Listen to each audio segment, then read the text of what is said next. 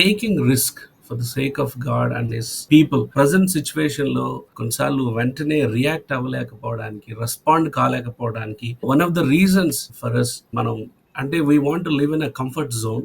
మనం ఒక మాట చెప్తే మన రెప్యుటేషన్ పోద్దేమో, మనం లేకపోతే ఇలా మాట్లాడితే వాళ్ళ దృష్టికి మనం ఇదైపోతామేమో, లేకపోతే రేపు మన మీద పడతారు అని, ఇలాగా విత్ రెస్పెక్ట్ టు పీపుల్ అవనివ్వండి, పర్సనల్ ఫెయిత్ లో కూడా sometimes we are not willing to take any risk like this Abed-Melech. అంటే step of risk like Mordecai did or Esther did. అలాంటి దానికి చోటెంత మన విశ్వాస ప్రయాణంలో కొన్నిసార్లు ప్రతికూల పరిస్థితుల్లో అడుగు వేయటం గురించి చాలాసార్లు మనం వెనకడుగు వేస్తూ ఉంటాం ఇన్స్టెడ్ ఆఫ్ స్టెప్పింగ్ ఫార్వర్డ్. దాని గురించి కొంత మనం మాట్లాడితే బాగుంటుంది అనిపిస్తుంది.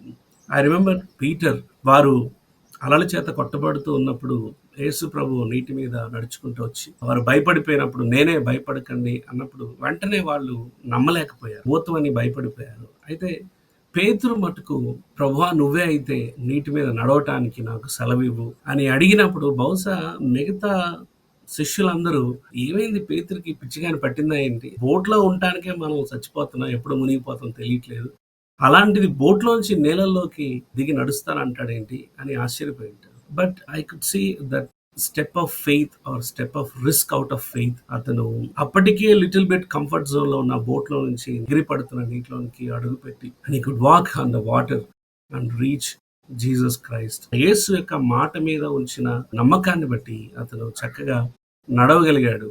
ఆ తర్వాత ఆ కింద వచనంలో 14వ అధ్యాయం మాథ్యూ, వారు ధోనిలోనికి రాగా, అంటే అంత దూరాన్ని నుంచి యేసు ప్రభు, పేతురు ఇద్దరు నీటి మీద, నేల మీద నడిచినట్టు నడుచుకుంటా వచ్చి ఆ బోట్లో ఎక్కారు.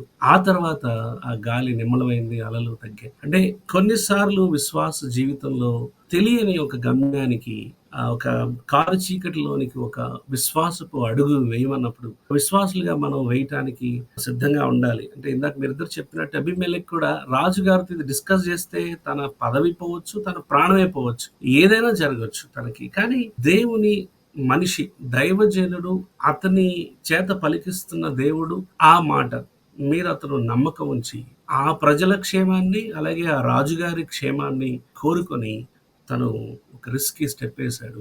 దేవుడు అతని పక్షాన పనిచేశాడు. సో మనం కూడా, నాకు కూడా పర్సనల్ లైఫ్ లో కొన్నిసార్లు ఎలా ఉండేదంటే, ఎదుగుతున్నప్పుడు యవనస్తుడిగా అంతా క్లియర్ గా ఉంటేనే ఒక నిర్ణయం తీసుకోవాలి, అంతా క్లారిటీ వచ్చేయాలి. దేవుడు మాట్లాడుతుంటే ఒకసారి సరిపోదు, ఇంకా నిర్ధారణ, ఇంకా నిర్ధారణ. సో అలాంటప్పుడు వయసు పెరిగే కొద్దీ ప్రభు గర్దిస్తా వచ్చాడు. ఇక అంతా క్లారిటీ ఉంటే ఇక where is the element of faith?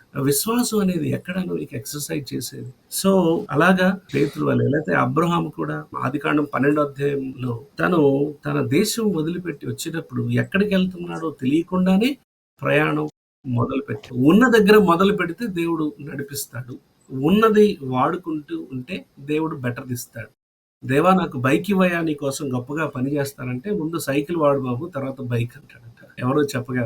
So ఎబెద్-మెలెక్ life లో నుంచి టేకింగ్ రిస్క్ ఆఫ్ ఫెయిత్, అలాగా అది కూడా ప్రభు మాటను నమ్మాడు. ప్రధానులేమో 4వ వచనం, ఈ మనుష్యుడు ఈ ప్రజలకు నష్టము కోరుచున్నవాడే గాని క్షేమము కోరుచున్నవాడు కాదు అంటే, అక్కడ ఇర్మియా ఏం చేస్తాడు, దేవుని మాట చెప్తున్నాడు. అయితే వాళ్ళకి నమ్మకం సన్నగిల్లి, ఈ మనిషి మాత్రం దేవుని మాటను నమ్మాడు. రాహాబు లాగా చక్కగా ఆ విశ్వాసాన్ని బట్టి యాక్ట్ చేశాడు. ఇక్కడ మన ప్రాక్టికల్ లెసన్స్ కూడా, some times we need to take a step of faith which may involve some risk.